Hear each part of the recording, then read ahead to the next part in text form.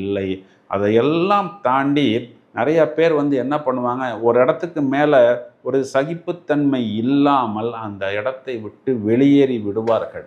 ஆனால் எவ்வளவு பிரச்சனை வந்தாலும் நான் தாங்குவேன், எவ்வளவு அடி அடித்தாலும் நான் வாங்குவேன்னு ஒரு பொறுமையுடன் நின்று நிலைத்து பார்க்கும் பொழுது கிட்டத்தட்ட ஒரு 30-32 வயதுக்கு பிறகு இவர்களுக்கு ஒரு பெரிய வெற்றி என்பது கண்டிப்பாக ஏற்படும். சூரியன் இந்த மகர ராசிக்குள் வரும் பொழுதுதான் தை மாதம் என்பது பிறக்கிறது. இந்த தை மாதத்தை உத்தராயணம் அப்படின்னு சொல்லப்படுவது உண்டு. பொதுவாகவே தை பிறந்தால் வழி பிறக்கும் அப்படிங்கிறது நம்ம ஒரு சொல்லடையா கேள்விப்பட்டிருப்போம்.